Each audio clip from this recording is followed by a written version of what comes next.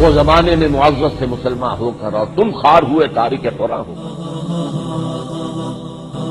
خیرکم من تعلم القرآن وعلمہ، تم میں سے بہترین لوگ وہ ہیں جو قرآن سیکھیں اور سکھائیں۔ بسم اللہ الرحمن الرحیم۔ السلام علیکم ورحمۃ اللہ وبرکاتہ۔ ناظرین، پروگرام قرآن فورم میں ایک نئے موضوع کے ساتھ ایک بار پھر آپ کی خدمت میں حاضر ہیں۔ سورۃ البقرہ کی آیت 261 میں اللہ تبارک و تعالیٰ ارشاد فرماتا ہے کہ جو لوگ اپنا مال اللہ کی راہ میں خرچ کرتے ہیں ان کے مال کی مثال اس دانے کی سی ہے جس سے 7 بالیں اگیں اور ہر بال میں 100 دانے ہوں، اور اللہ جس کے لیے چاہتا ہے اور بڑھا دیتا ہے، اور وہ بڑی وسعت والا سب کچھ جاننے والا ہے۔ ناظرین، آج کے اس پروگرام میں ہم دین کی ایک اہم اصطلاح انفاق فی سبیل اللہ یعنی اللہ کی راہ میں خرچ کرنا کے حوالے سے بات کریں گے۔ گفتگو کے لیے ہمارے ساتھ موجود ہیں حزب سابق ہمارے معزز مہمان معروف دینی اسکالر جناب شجاع الدین شیخ صاحب۔ آئیے ان سے گفتگو کرتے ہیں۔ السلام علیکم ورحمۃ اللہ وبرکاتہ۔ وعلیکم السلام ورحمۃ اللہ وبرکاتہ۔ شیخ صاحب مزاج کیسے ہیں؟ الحمدللہ ٹھیک ہے ماشاءاللہ، اللہ کا بڑا کرم ہے۔ شیخ صاحب، جیسے ابھی تعارف میں ہمارے سامنے بات آئی کہ آج انفاق فی سبیل اللہ کے حوالے سے ہم کچھ گفتگو کرنا چاہتے ہیں، تو سب سے پہلا سوال تو یہی ہے کہ یہ انفاق ہوتا کیا ہے، اس کا مفہوم کیا ہوتا ہے، اور اس کی ہمارے دین میں اہمیت کیا ہے، اس پر ذرا روشنی ڈال دیجیے۔ نحمدہ ونصلی علی رسولہ الکریم، اما بعد، بسم اللہ الرحمن الرحیم۔ بہت قیمتی اور پوری مستقل زندگی بھر کا ایک موضوع ہے انفاق۔ ظاہری بات ہے قرآن حکیم لفظ استعمال کیا عربی زبان کا لفظ ہے، اور جب بھی ہم کسی لفظ پر کلام کرتے ہیں تو پہلے اس کا لغوی مفہوم سمجھ لینا ضروری ہوتا ہے، اور پھر اس کے اصطلاحی یا شرعی اور دینی مفہوم پر کلام ہوتا ہے۔ انفاق کا ویسے لغوی مفہوم تو ہے خرچ کر دینا، کھپا دینا، لگا دینا، یعنی کہ وہ کوئی بھی شے ہو سکتی ہے۔ تو انفاق کا لغوی طور پر مفہوم ہے کسی شے کا خرچ کر دینا اور لگا دینا اور اس کو کھپا دینا۔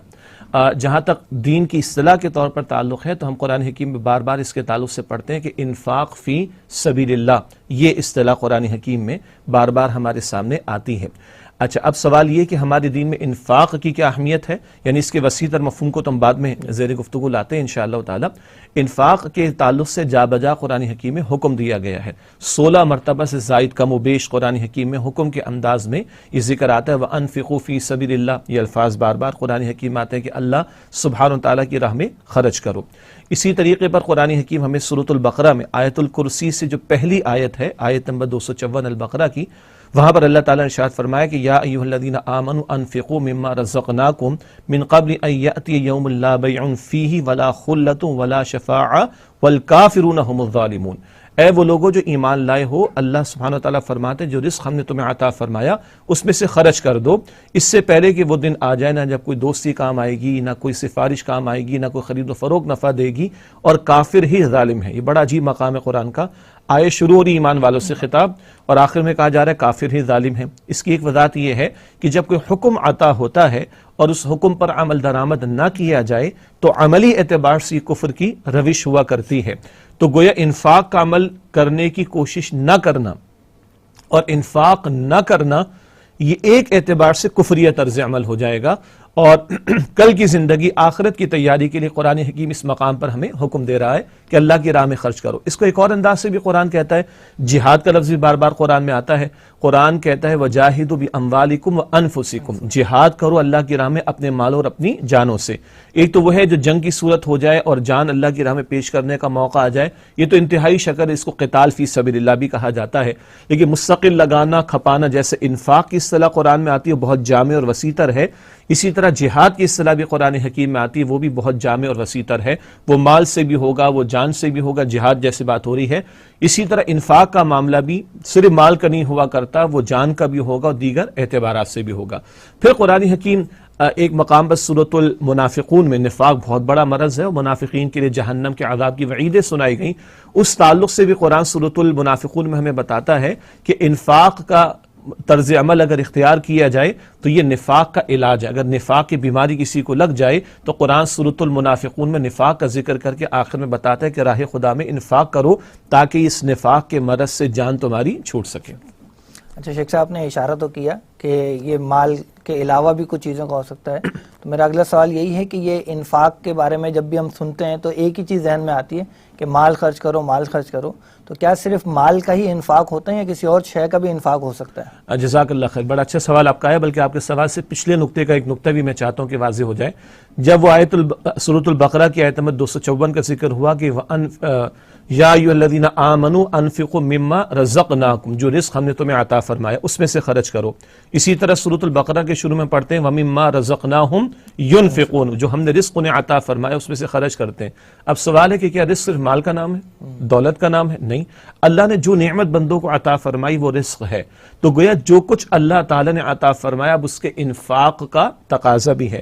جیسے قرآن حکیم میں جو آپ کا سوال ہے اس کا براہ راست جواب آتا ہے سورۃ الحدید کی آیت نمبر 7 میں کہ مما جعلکم مستخلفین فی، اس میں سے خرچ کرو جس میں اللہ تعالیٰ فرماتا ہے کہ ہم نے تمہیں جانشینی عطا کی ہے، یہ اختیار عطا فرمایا ہے. تو جو شے تمہارے اختیار میں آ گئی، جس پر تمہیں اختیار دے دیا گیا، اس شے کا انفاق اللہ کی راہ میں مطلوب ہے. وہ کئی مرتبہ مال ہوگا، اس میں کوئی شک نہیں ہے، لیکن وہ وقت بھی ہوگا، وہ صلاحیت بھی ہوگی. صلاحیت کسی کی ذہنی ہو سکتی ہے، صلاحیت کسی کی جسمانی ہو سکتی ہے، صلاحیت کسی کی بولنے کی ہو سکتی ہے، صلاحیت کسی کی لکھنے کی ہو سکتی ہے، اور کسی کے وسائل ہوں گے، کسی کی اولاد ہوگی، کسی کے تعلقات ہوں گے، کسی کی PR ہوگی، کسی کی اتھارٹی ہوگی. جو نعمت اللہ نے دی، جو اختیار اللہ تعالیٰ نے عطا فرمایا، جس شے پر اللہ تعالیٰ نے اختیار بندے کو دے دیا، اس شے کے انفاق کا تقاضا اللہ سبحانہ و تعالیٰ قرآن حکیم میں کر رہا ہے. پتہ چلا کہ یہ انفاق کا تعلق صرف مال سے نہیں، کئی مرتبہ ہے لیکن صرف مال سے اس کا تعلق نہیں، بلکہ پوری زندگی کا ایک مستقل عمل ہے. جزاک اللہ. شیخ صاحب یہ بتائیے گا کہ جو انفاق ہے اس کی کون سی مدات ہیں، یعنی کن جگہوں پہ ہم خرچ کریں تو وہ فی سبیل اللہ شمار ہو جائے گا؟ جی دیکھیے، یہ بھی بڑا قیمتی سوال ہے کہ انفاق، اور ظاہری بات ہے اب جو ہم کلام کر رہے ہیں وہ مال کے انفاق کے تعلق سے بات ہو رہی ہے. تو مال کا انفاق تو کئی مرتبہ درپیش ہوتا ہے، اس کی ضرورت ہوتی ہے. چنانچہ ہمارے دین میں اس کی کیٹیگرائزیشن کی گئی ہے، اس کی مدات کو بیان کیا گیا. اگر ہم انفاق فی سبیل اللہ کو ایک مین حکم سمجھ لیں کہ راہ خدا میں خرچ کرنا ہے، راہ خدا میں خرچ کرنا ہے، خرچ کے انفاق کی بات ہو رہی، مالی انفاق کی بات ہو رہی، تو اس کی دو بڑی بڑی مدات یا دو بڑی بڑی کیٹیگریز ہیں. قرآن کے الفاظ ہیں، ایک کو صدقہ کہا جاتا ہے اور ایک کو قرض حسن کہا جاتا ہے. اچھا، قرض حسن یہ وہ نہیں ہے جو ہمارے معاشرے میں کبھی چلتا ہے کہ چلو بھائی لے لو، ہو تو دے دینا. ہے نیکی کا کام، وہ بھی بھلائی کا کام ہے، لیکن قرآن کی جو اصطلاح قرض حسن کی وہ بہت بلند ہے. تو مال کے انفاق کی دو بڑی بڑی مدات ہیں، ایک کو ہم کہتے ہیں صدقہ جس کی جمع صدقات ہے، اور ایک کو ہم کہتے ہیں قرض حسن قرآن کے الفاظ میں. اچھا، جو صدقہ جس کی جمع صدقات ہے، اکثر و بیشتر وہ بندوں کی حاجات کو پورا کرنے کے لیے خرچ ہو رہا ہوتا ہے.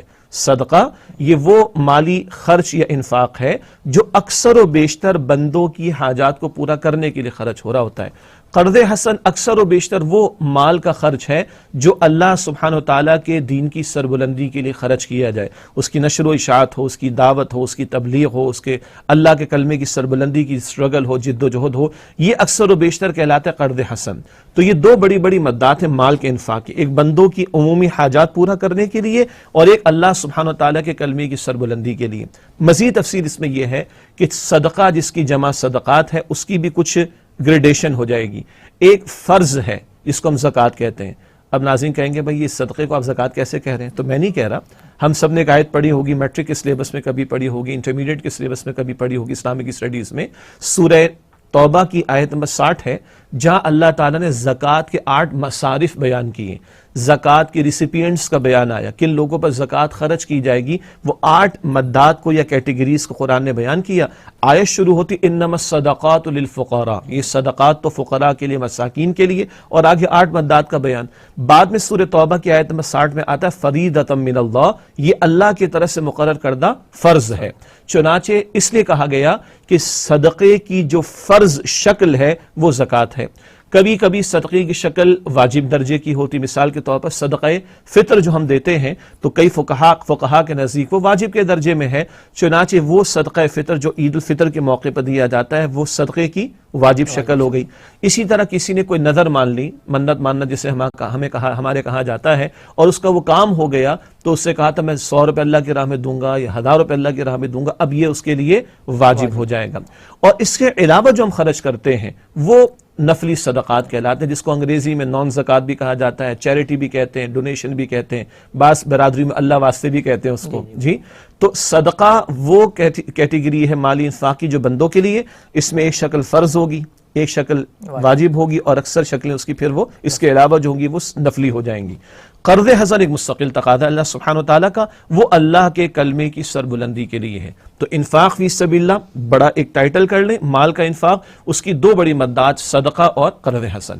اچھا شیخ صاحب، اس میں یہ جو اوپر رکھنا پڑے گا۔ امام الانبیاء صلی اللہ علیہ وسلم نے تو انتہا فرما دی نا کہ زکوٰۃ ہی کبھی نہیں دی حضور نے، اس لیے کہ اتنا مال کبھی جمع نہ ہوا، اور وہاں کا ہم تصور بھی نہیں کر سکتے، لیکن بہرحال مال کچھ تو جمع کریں گے تبھی تو زکوٰۃ لاگو ہوگی۔ اس لیے کہا جا رہا ہے کہ کم از کم یہ ہے، میکسیمم یہ ہے، اب ہر بندہ آگے سے آگے بڑھنے کی کوشش کرے، جتنا ہی منیمم سے اوپر کی طرف جائے گا اتنا آخرت کا بینک اکاؤنٹ اس کا بڑھتا چلا جائے گا انشاءاللہ۔ شیخ صاحب، ہم تو یہاں دیکھتے ہیں کہ لوگوں کی ضروریات پوری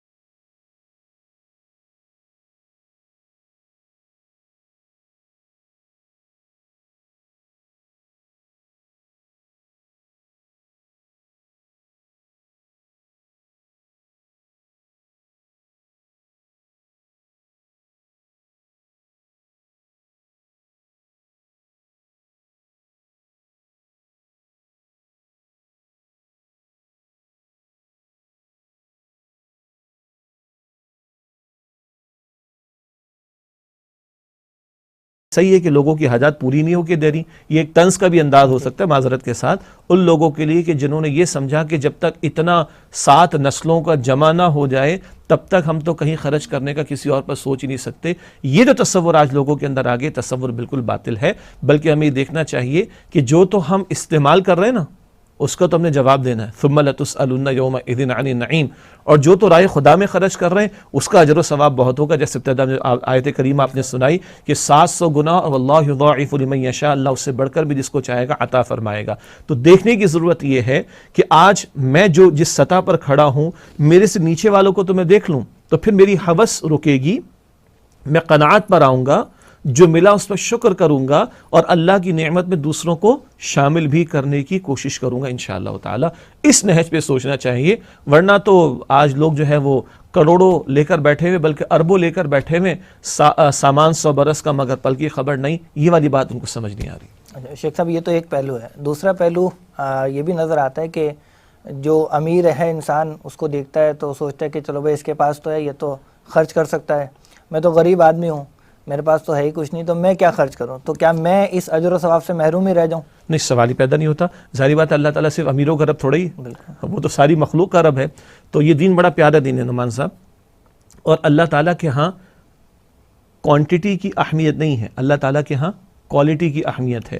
اللہ تعالیٰ کے ہاں ڈھیر کا معاملہ اس کی اہمیت نہیں، اللہ تعالیٰ کا ایک بندہ کس ارادے، کس نیت اور کن حالات میں خرچ کر رہا ہے، اس کے اعتبار سے اس کا اجر بڑھتا چلا جائے گا۔ یعنی سادہ سوال اگر اس کو پلیس کریں کہ وہ لوگ جو تنگ دست ہوتے ہیں، وہ لوگ جن کی مالی حیثیت بہت زیادہ بہتر نہیں ہوتی، وہ بیچارے اگر ان کو بیچارے کو کہہ دے وہ یہ ثواب کیسے حاصل کریں گے؟ تو ظاہری بات ہے کہ رسول اللہ علیہ السلام جو دین لے کر آئے وہ سب کے لیے ہے۔ مثال کے طور پر میں ایک حدیث شریف آپ کے سامنے رکھوں، اللہ کے رسول صلی اللہ علیہ وسلم نے ارشاد فرمایا، اگر کھجور کا ایک دانہ دے کر بھی تم اپنے آپ کو جہنم کی آگ سے بچا سکتے ہو تو وہ کھجور کا ایک دانہ بھی اللہ کی راہ میں پیش کر دو۔ اب کھجور کا ایک دانہ تو 5-10 روپے میں تو 2-3 دانے تو آپ کو آرام سے مل جائیں گے، اچھی کوالٹی کے بھی، ذرا نسبتاً ہلکی کوالٹی کے شاید 8-10 دانے آپ کو مل جائیں گے، مجھے مل جائیں گے، آپ کو مل جائیں گے، ہم سب کو مل جائیں گے۔ اچھا، تو اب یہ جو 2 دانے، ایک دانہ بھی دے کر اگر اپنے آپ کو بچا سکتا ہے تو وہ دے اللہ کی راہ میں۔ اور حضور نے دوسری حدیث میں بیان فرمائے، دونوں مسلم شریف کی روایات ہیں، جب بندہ ایک دانہ کھجور کا اللہ کی راہ میں دیتا ہے، اللہ اپنے دائیں ہاتھ میں اس کو لیتا ہے اور اللہ اس کے ثواب کو پروان چڑھاتا ہے، اور وہ ثواب اتنا بڑا ہو جاتا ہے جیسے کہ احد پہاڑ جتنا ثواب، ایک کھجور کا دانہ۔ اصل بات کیا ہوگی؟ اخلاص، اور اصل بات کیا ہوگی کہ ایسے مشکل تنگ دست حالات میں بھی اس نے خرچ کیا. قرآن تو جنت والوں کی صفات بیان کرتا ہے نا, سورہ آل عمران کی آیت نمبر 133 کے اندر, ينفقون فی السراء والضراء, جو جنت پانے والے ہیں اللہ ہمیں شامل فرمائے, وہ متقین, وہ خوشحالی ہو تب بھی خرچ کرتے ہیں, تنگ دستی ہو تب بھی خرچ کرتے ہیں, دونوں کا ذکر آ رہا ہے. اور وہ مشہور واقعہ جو غزوہ تبوک کا ہے, اللہ کے پیارے نبی علیہ السلام نے ایک تو نفیر عام کا معاملہ تھا, ہر ایک کا نکلنا لازم کیا, مردوں کی بات ہو رہی ہے, اور دوسرا جو جتنا خرچ کر سکتے خرچ کریں, سبھی نے خرچ کیا. سیدنا عثمان غنی رضی اللہ تعالیٰ عنہ سینکڑوں اونٹ پیش کر دیے, اور حضور نے فرمایا صلی اللہ علیہ وسلم آج کے بعد عثمان کچھ بھی کریں سب ان کو معاف. اللہ اکبر. عبد الرحمن بن عوف رضی اللہ عنہ انہوں نے بھی بڑا ڈھیروں مال پیش کیا, پورے گھر کا مال بھی آگے صدیق اکبر کا رضی اللہ عنہ, آدھے گھر کا مال بھی آگے سیدنا عمر فاروق رضی اللہ تعالیٰ عنہ. لیکن اس سارے ڈھیر کے ٹاپ پر کیا رکھا ہوا ہے؟ وہ چند کھجوریں جو ایک صحابی جن کے گھر میں فاقہ تھا, رات بھر ایک یہودی کے باغ میں مزدوری کی, چند کھجوریں ملی, فاقہ ہے تو گھر والوں کو کچھ کھجوریں دی, مٹھی بھر چند کھجوریں لے کے حضور کی خدمت میں حاضر ہوئے. بڑے پریشان ہوئے ہوں گے اس سارے ڈھیر کے سامنے, چند کھجوریں. جی, اللہ کے پیارے نبی علیہ السلام نے ان کے ہاتھوں سے اپنے مبارک ہاتھوں میں کھجوریں لے کر اس ڈھیر کے ٹاپ پر رکھ دیا. یہ باقی سب کا اجر بجا ہے, لیکن یہ وہ بندہ ہے اللہ کا کہ جس کے یہاں تنگ دستی ہے, فاقہ ہے, مگر اس کے اس انفاق کی یہ قدر و قیمت ہو رہی ہے کہ نبی اکرم علیہ السلام اپنے مبارک ہاتھوں سے اس پورے ڈھیر کے ٹاپ پر اس کو رکھ کر ہمیں سمجھا رہے ہیں کہ تمہارے ہاں یہ مسئلہ نہیں کہ تم نے کتنا دیا, یہ اہم معاملہ ہے کہ کتنے اخلاص کے ساتھ دیا اور کن حالات کے اندر دیا. اور یہ بھی ہے کہ اپنی چھوٹی سی شے کی قربانی دے کر کچھ رقم بچا کر وہ غریب انسان بھی کچھ نہ کچھ نکال سکتا ہے. جیسے میں ان بچوں کو جانتا ہوں جو اچھے گھرانوں کے بچے ہیں, جن کو بمشکل پاکٹ منی ملتی ہیں, مگر ہم نے دیکھا کہ 2-3 بھائیوں نے مل کے 4-5 دن کی پاکٹ منی اپنی بچائی, باہر کی چیز نہیں کھائی, باہر کی چیز نہیں کھائی, اور پیسے اپنے ابا کو دیے کہ یہ جو فلاں زلزلہ آ گیا تھا نا اس کے فنڈ کے اندر جا کے جمع کرا دیں. اب 100 روپے کی نعمان صاحب شاید ہمارے نزدیک کو قدر نہ ہو, 100 روپے کا ایک بلینکٹ بھی نہیں آئے گا, مگر اس گھرانے کے ماں باپ کو تو ہمیں اپریشیٹ کرنا چاہیے. اللہ تعالیٰ بھی قبول فرمائے گا کہ بچوں نے اپنی پاکٹ منی چھوڑ کر, یعنی اس کی چیز لینا چھوڑ کر, ناظرین کو بہت ہلکی سی بات لگے گی مجھے اندازہ ہو رہا ہے, لیکن اس بچوں کی قدر کریں. اگر یہ بچوں کو سمجھ آ سکتی ہے تو بہرحال ہم تو بڑے ہیں, شعور والے لوگ ہیں, تو اپنی سی قربانی دے کر, جیسے بعض خواتین کو ہم نے دیکھا کہ انہوں نے اپنے روٹین کے جو اخراجات ہیں ان میں سے پیسہ بچا کر جب ہنگامی حالات آئے تو راہ خدا میں مال خرچ کیا. ایسی خواتین کو ہم جانتے ہیں کہ جن کے سامنے کوئی مجاہدین کی امداد کے لیے اناؤنسمنٹ کہیں ہوئی ہے, انہوں نے اپنے ہاتھوں کا زیور اتار کے جو ہے وہ اللہ کی راہ میں دے دیا. ایسے لوگوں کو جو کرائے کے گھروں کے اندر رہتے ہیں اور بمشکل حالات زندگی ان کے دگرگو کیفیت کے ساتھ گزر رہے ہیں, انہوں نے اپنے گھروں کا سامان دے دیا, بھائی یہ کسی غریب کے اگر کام آ جائے تو آپ یہ فلاں فنڈ کے اندر اس سامان کو لے کر چلے جائیے. یہ 21ویں صدی عیسوی کی مثالیں ہیں, یہ 14 صدیوں پہلے کی مثالیں نہیں ہیں. تو اپنی سی قربانی دے کر, اپنا تھوڑا سا روک کر بھی, وہ جو قرآن ایمان والوں کی شان بیان کرتا ہے, بھائی اثرون علی انفسہم ولو کان بہم خصاصہ, کہ وہ اپنے اوپر دوسروں کو ترجیح دیتے ہیں خواہ خود کتنے ہی وہ ضرورت مند ہوں. جزاک اللہ شیخ صاحب. ناظرین, پروگرام میں وقت ہوا ایک وقفے کا, وقفے کے بعد دوبارہ حاضر ہوں گے اور یہ جاننے کی کوشش کریں گے کہ یہ انفاق کن چیزوں سے ضائع ہو جاتا ہے, اور یہ انفاق نہ کرنے والوں کے لیے کچھ وعید بھی قرآن و سنت میں بیان ہوئی ہے یا نہیں. ان پر گفتگو کریں گے وقفے کے بعد. اجازت دیجیے. السلام علیکم ورحمۃ اللہ وبرکاتہ. السلام علیکم ورحمۃ اللہ وبرکاتہ. پروگرام قرآن فورم میں ایک مرتبہ پھر آپ کو خوش آمدید کہتے ہیں. آج ہمارا موضوع ہے انفاق فی سبیل اللہ, اور ہمارے ساتھ گفتگو کے لیے موجود ہیں معروف دینی اسکالر جناب شجاع الدین شیخ صاحب. آئیے ان سے گفتگو کرتے ہیں. شیخ صاحب, انفاق کے حوالے سے جو گفتگو اب تک ہوئی ہے اس میں ایک یہ چیز بھی ہمارے ناظرین کے لیے رکھیے گا کہ انفاق کا بہترین موقع کون سا ہے, یعنی وہ وقت کون سا ہے کہ جب میں انفاق کروں تو میرا اجر و ثواب بہت زیادہ بڑھ جائے. ماشاءاللہ نعمان صاحب, بہت پیارا سوال ہے. البتہ آپ کے سوال کے نتیجے میں بہت ساری باتیں یکدم ذہن میں آ گئیں. مثال کے طور پر آپ بھی واقف ہیں, ناظرین بھی واقف ہوں گے, ہم نے ایک حدیث شریف سن رکھی ہے, بہترین صدقہ کیا ہے؟ جو بندہ اپنے گھر والوں پر خرچ کرتا ہے. یہ حدیث معروف ہے. اسی طریقے پر حدیث شریف میں آتا ہے کہ وہ مال جو تم اپنی بیوی کو کھلاتے ہو, اولاد کو کھلاتے ہو, ماں باپ کو کھلاتے ہو, یہ صدقہ ہے. وہ مال جو اس لیے کماتے ہو پھر خرچ بھی کرے گا کہ دوسروں کے سامنے ہاتھ نہ پھیلانا پڑے, یہ بھی صدقہ ہے. اس نوعیت کی احادیث کا مقصد کیا ہے؟ بھائی جو میرے زیر کفالت لوگ ہیں ان کی کفالت تو مجھ پر واجب ہے, ان کو تو میں زکوٰۃ بھی نہیں دے سکتا, تو پہلے تو خرچ یہاں پر ہوگا. عام حالات کے اندر کبھی سچویشن آ جاتی ہے سامنے, اور جس کو ہم ہنگامی صورتحال کہتے ہیں. مثال کے طور پر ایک گھر عام روٹین کے معاملات میں چل رہا ہے, سب معاملات ٹھیک چل رہے ہیں, خدا نہ خواستہ کو بیمار ہو جائے تو پورے گھر کا روٹین چینج ہو جاتا ہے نا، سب کی کوئی آفس کی چھٹی کر رہا ہے، کوئی اسکول کی چھٹی ہو رہی، ہنگامی صورتحال آ گئی، تو کبھی مواقع آ جاتے ہیں ہنگامی نوعیت کے. جی مثال کے طور پر ایک مرتبہ ایک بلکہ 2-3 مفتی حضرات سے ایک سوال پوچھا گیا اور اس کو شائع بھی کیا گیا کہ میرے پاس پیسہ موجود ہے، میں چاہوں تو عمرہ بھی کر سکتا ہوں، میں چاہوں تو ہاسپٹل میں بھی لگا سکتا ہوں، میں چاہوں تو ایک ایسی مسجد جس میں ماشاءاللہ کام خاصا ہو چکا ہے اور ہو بھی رہا ہے وہاں بھی لگا سکتا ہوں، لیکن میں چاہوں تو میرا ایک بہت ہی قریبی رشتہ دار ہے اور وہ اس وقت انتہائی شدید مرض میں مبتلا ہے اور اس کے علاج کے لیے پیسے نہیں. تو ان کو جواب دیا گیا بھائی پہلی پرائیورٹی آپ کی کیا ہے، اپنے اس رشتہ دار کی آپ جو ہے وہ مدد کریں اس کے علاج کے اعتبار سے، باقی چیزوں کو بعد میں دیکھیے. کبھی اس کے برعکس سچویشن ہو سکتی ہے کہ ایک علاقہ ایسا ہو کہ جہاں مسلمان بکثرت موجود ہیں، مسجد ہی نہیں ہے، اور کسی نے اپنے، اور میں غیر مسلم ممالک کی بات بھی کر رہا ہوں، کوئی ہو سکتا ہے مسلم ممالک کے بھی بعض شہروں کے اندر ایسا یا گاؤں دیہاتوں میں ایسا ہو، کسی نے گھر میں سلسلہ شروع کیا تو بھائی وہ گھر کا ڈرائنگ روم بھر گیا، اب کتنے لوگوں کی جماعت ہوگی گھر کے اندر. اب یہ ایک ہنگامی صورتحال ہے. اسی علاقے میں اسکول بھی بننا اور ہاسپٹل بھی بننا ہے لیکن مسجد پہلی ضرورت ہے، تو کہا گیا یہ پہلے آپ مسجد کے لیے پیسے کو جمع کیا کریں. تو ایک ہوتی ہے ہنگامی صورتحال، تو ہنگامی صورتحال کے تعلق سے حکم بدل جائے گا. اسی طرح کبھی زلزلہ آ گیا، کبھی طوفان سیلاب آ گیا، ہنگامی صورتحال پیدا ہو گئی، تو باقی روٹین کے معاملات کے مقابلے میں اس کو ترجیح زیادہ دی جائے گی. اب آخری جواب ہے، انفاق فی سبیل اللہ کا بہترین موقع کیا ہے؟ اس وقت سب سے بڑا ہنگامی معاملہ میرا اور آپ کا کیا ہے؟ جس دور میں ہم جی رہے ہیں آج اللہ کا دین مغلوب ہے. اے خاص اے خاصان رسول وقت دعا ہے، امت پہ تیری آ کے آج جب وقت پڑا ہے، وہ دین جو بڑی شان سے نکلا تھا وطن سے، پردیس میں آج غریب الغربا ہے. دین کی مغلوبیت کا دور ہو تو اب تو لوگوں کے عقیدے محفوظ نہیں. عین ممکن ہے کہ ہم نے کسی کو وہ بری لگتی ہے، عجیب بات ہے. اس تعلق سے دیکھنے کی ضرورت ہے کہ سب سے بڑھ کر جو موقع ابھی خرچ کرنے کا ہے وہ اللہ کے کلمے کی سربلندی کے لیے. اور یہ پاکستان کاہے کو لیا تھا؟ چھوڑ دیں باقی سارے ممالک کو، باقی مسلم ممالک کو بھی چھوڑ دیں، یہ واحد ملک ہے جو اسلام کے نام پر بنا. تو اس وقت سب سے بڑا انفاق کا جو موقع ہے اور کرنے کا جو کام ہے وہ اللہ کے کلمے کی سربلندی کی جد و جہد کے لیے مال کو، جان کو، وقت کو، اوقات کو لگانا ہے. یہ تو میں کہوں گا اس سب سے بڑی ہنگامی صورتحال ہے. معاف کیجئے گا کسی مرض کی وجہ سے عین ممکن ہے، اللہ حفاظت رکھے، کسی کی جان چلی جائے، لیکن اگر کفر کا غلبہ ہو جائے، شرک کا غلبہ ہو جائے، باطل کا غلبہ ہو جائے تو عقیدہ گیا، ایمان گیا، روح گئی، آخرت برباد ہو گئی. خود ویٹیج کر لیں کون سا نقصان زیادہ بڑا نقصان.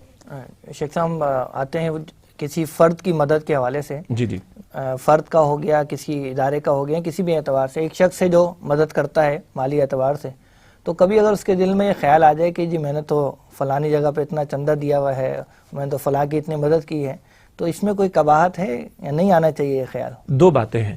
ایک تو ہے ارادہ کرنا، نیت کرنا کہ میں دے رہا ہوں میرا نام ہے، میری تصویریں چھپیں، میرے لیے کلیپنگ کی جائے، میرے لیے تالیاں بجائی جائیں، پرانا لفظ ہے، میرے لیے سپاس نامے پیش کیے جائیں، میرے نام کی شیل مجھے ملے. یہ میرے خود اگر خدا نخواستہ ارادہ یہی ہے، یہ تو خطرناک بات ہے. اس سے کہ تو نیت میں فطور آ گیا نا. اور بات پہلے آ چکی کہ من تصدق یرائی فقط اشرک، جس نے دکھاوے کا صدقہ کیا وہ شرک کر چکا. یہ تو شرک کے طرز عمل ہے.